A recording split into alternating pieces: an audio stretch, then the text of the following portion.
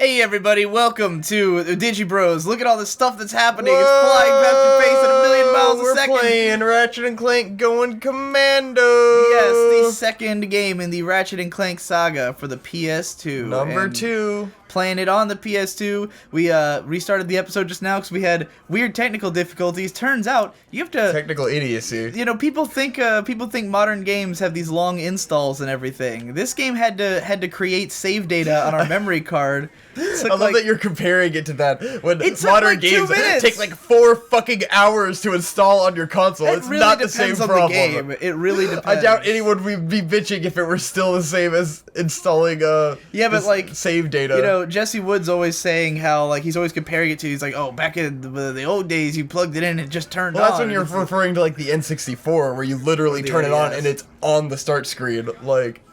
Well, not the N64. Because the PS2 already had the opening menu and shit. Like, it was already going down. It was already BIOS garbage. Screen. His problem's really with BIOS screens, and those are a product of disc games. Yeah. So basically what Jesse wants is for us to go back to not disc games. Yeah, it's where it just instantly turns on. Go back to cartridges where you could just plug and go, and they have no memory space. Yeah. Actually, like with the Wii U, where I can turn on the gamepad and it gives me, like,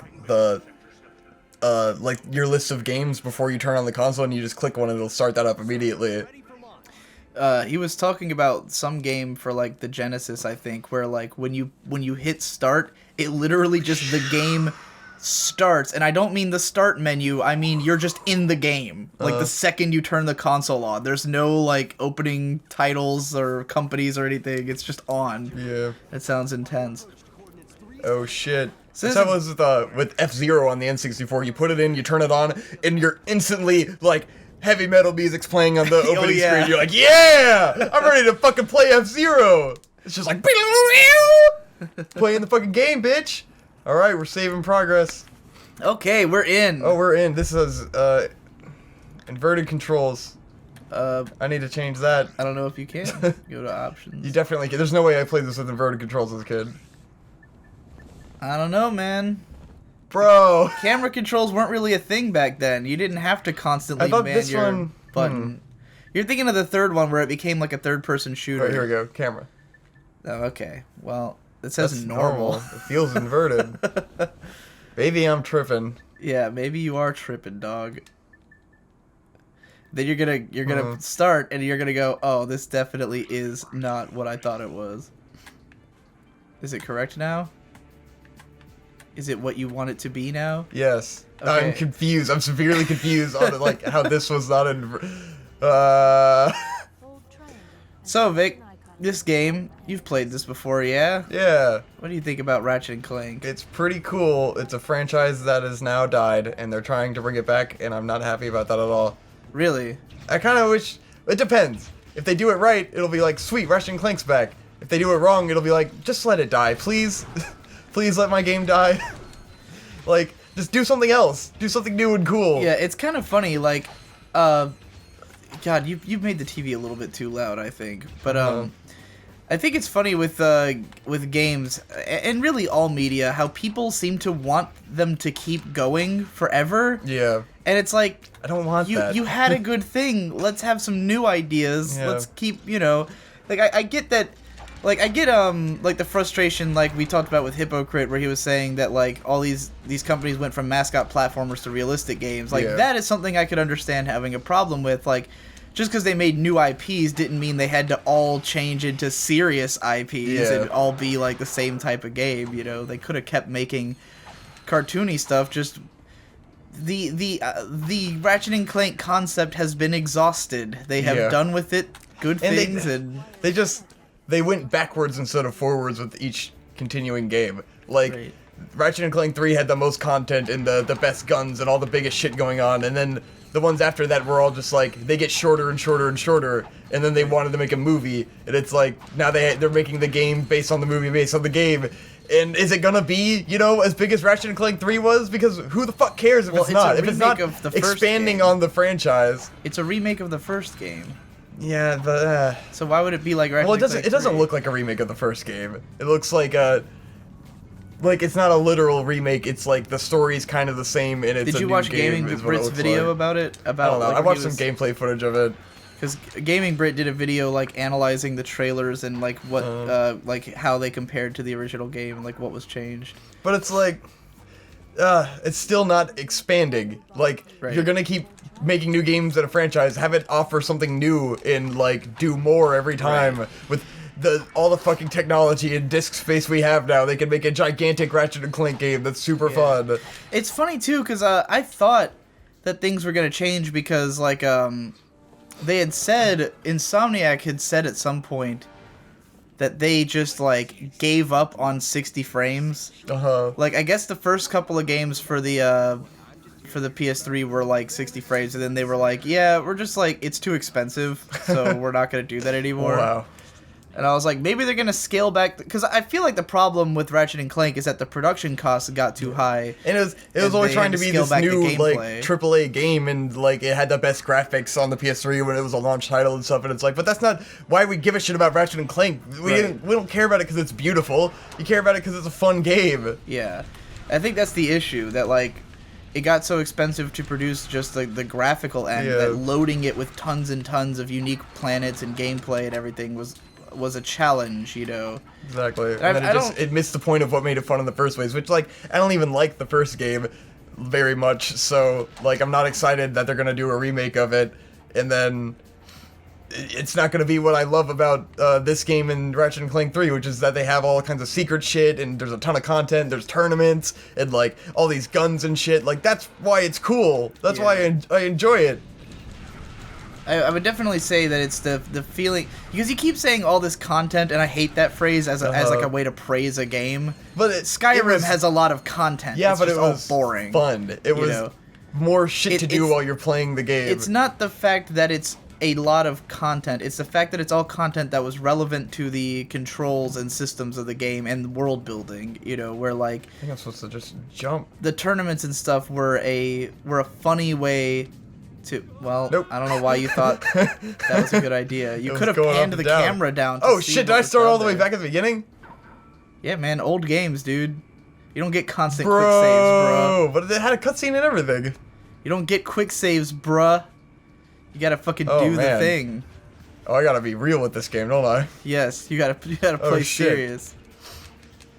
Oh wait, I think the enemies are dead. Yeah. Okay, so it just spawned you back. Oh, there was a playing map. with all the controls here. Oh, I can strafe. All right.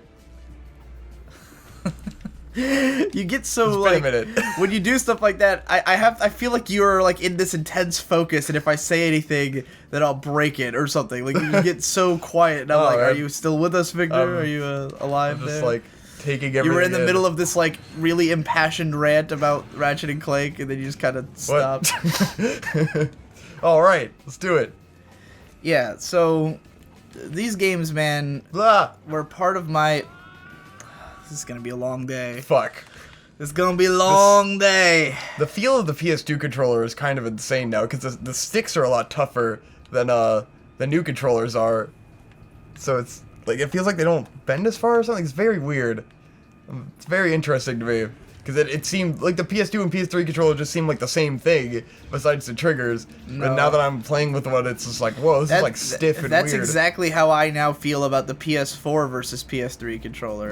Because after playing Bloodborne and... Yeah, I mean, the PS4 one's pretty different. Yeah, after playing Bloodborne, I went back to play, Demon Souls and Dark Souls, and I was playing them with the PS3 controller, and I was just like, I hate this thing now. Like, just something about the way that they did the indentures on the thumbsticks of the PS4 version is like a genius idea that I can't believe they just now came up with. It's pretty good. Like, it feels pretty comfortable. Because the PS3 controller, the like hump in the middle feels like it gradually like it's fighting against your hand, which does give the sensation of movement. That's what a good controller has. But like I think the PS4 one does it even better. And feels really good. What is? See, it says continue point. But it didn't like. I guess supposed to be a checkpoint. Maybe it's only when you die and not when you fall. That's buggy. Be? I have no idea. I really don't. I don't know what it means. It respawned the enemies from here, right? Yeah, it did. Huh. Well, you got to go in there, obviously. I thought that's where I came out of, though. No, you came out of a hole on the other side. Oh, well, I'm a fucking idiot then. Yeah, I thought the same thing the first time, which is why I didn't say to go in there. I was like, maybe I'm supposed to jump down the ship onto the other wing down low. You had fallen through a hole to get there. Oh. Yeah. Oh no, wacky, zany characters. That one's a girl. Yeah, spoiler alert. We're probably not going to pay much attention to the story, although it is a good story in this game because it's Let's Play. Part of our, part of my wanting to play, we're playing this pretty early right now. It's like 5:30 at night. We usually play Digibros much later. Yeah. We were both very bored, and and man, I felt that there was a need for a good Let's Play show right now. Yeah. Because, everybody on this show who listens to this regularly knows that I'm a big fan of the Game Grumps. But Game Grumps right now are at possibly an all-time low of quality on their show. I mean, Danny's been on there for a while, they gotta be running out of shit to talk about. It's been like 2 years. That is definitely the case. They have completely run out of shit to talk about. Because, what's great about Dan is he would always tell all these stories. He'd always have all these more stories. Fun, yeah, he's used up all of his stories. He's used up all of his jokes. There's clearly whatever. If there's anything going on in their lives right now, they either aren't talking about it, can't talk about it, or have already finished talking about it. They're just doing the same shit. A big shit. Complication is that they can't talk about a lot of things. That's always been the case. Ego Raptor has never really talked about projects he's working on the show. And people always assume he's not doing anything, but then stuff will come out with him attached to it all the time. Yeah. So it's clearly he's doing stuff and just doesn't talk about projects that he's working on, Which is for good reason, because when he does, you get something like the Zelda sequelitis, where it came out a year after he first talked about it, and it looked like he wasn't doing shit the whole time. And everyone fucking complains to him the whole time. Right. So, when's this gonna come out? So yeah, I'm sure he's just hiding anything he is working on at this point. But, nonetheless, the show, man, because I did that whole, the top 10 Game Grumps playthroughs video that I did, late last year. And since then, they've done one other great one, which was Dead Rising. Dead Rising was a lot of fun, just wrapped up about a week. I will say the later part of Dead Rising was shit, though. Towards the end, it was just the whole channel has just been, they're clearly bored. They don't have any ideas. They don't have anything to do. They have nothing to talk about. They're bored. They don't seem it's at that point where it feels okay, something has to change or spice up here to get. Should I just skip these cutscenes? Yes, you should absolutely skip the cutscenes, considering that you're just looking at me. I'm just I sort of just the cutscene started and Victor just started staring at me. It's not like cutscenes in other games where we've watched them where it's not like a Zelda cutscene where I kind of jump through the dialogue, but yeah, that I can't handle that right now. Yeah. Oh, right, we're on a planet, and now we're playing Ratchet and Clank. I need Clank. Where is he, man? He's off doing something. I don't know where I do remember that he's not here. I don't remember what he's doing, though. Is this where he had become a celebrity, and therefore he's not around? Oh, possibly, because Ratchet, is in the military now.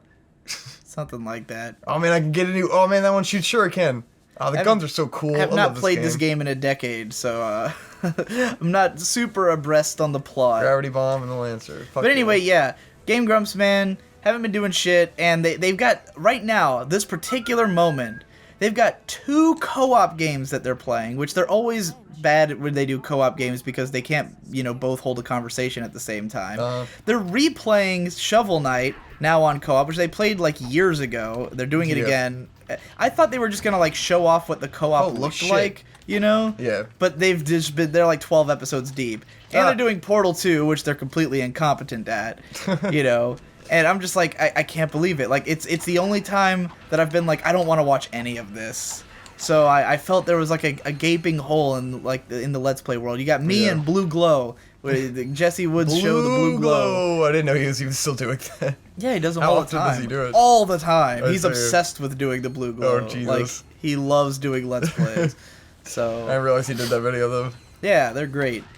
He just did an awesome Addams Family one that I really enjoyed. Oh, you should help this guy. It involved Edema. Do you know Edema? No. You can't kill me. Oh, God. Immortal. That guy, he got dragged under. Yeah, you gotta save him. You're trying to catch up to him. And all right. Oh, shit. That's a really cool way to integrate storytelling into the level. Just have someone pop up every couple of steps and you'll be like, hey, dude, fuck yeah, I got a new health. Clearly I have to help that guy, Doesn't this is take control away from you or Ratchet and Clank, where it starts to get more combat focused and you get more health. Just awesome. Well, it's like light RPG elements in there, kind of. Boom, bitch. Yeah. Oh no, the guy got dragged again. So Ratchet and Clank 1 was very much just like action platformer with wacky guns. Yeah. And but like it was a lot more platformy. Yeah, this game put in a lot more guns, a lot more like bullet management and stuff like that. And then the third game like went all out and became like a third-person shooter game with light platforming elements. Yeah. And then they made Deadlocked, which was cool because that was like the one where it was like a full-on shooter. Yeah, that was it was just the tournament modes, which is cool because like my favorite part of Ratchet and Clank 3 was the tournaments, and then they made a game that's just tournaments, and you're like, yeah. Because Ratchet Deadlocked was kind of... It was a co-op game. Yeah, it was mostly about the co-op, and it was kind of like it was kind of like an expansion pack game. Almost, you know, because it came out after 3, and it was, you know, it wasn't numbered, and it wasn't, at the time, it didn't seem like Ratchet was going to never have another big full game. Yeah. You know, like 3, like 1, 2, and 3 were all big full games, and Deadlocked was like a spin-off. Fun spin-off, yeah. Yeah, and then like it was a lot of fun, and it was cheaper. I think it was only like $40, and the other games have been 50, kind of thing. Like it felt like it was something that was meant to be a side thing, and it was fun to play. It was because it was cool for co-op because you know we all three, me, you, and Shade all loved Ratchet and Clank. So like getting to play one together was it's pretty cool. It was a good time. Beat it multiple times. But yeah, then it all went downhill. Sadly.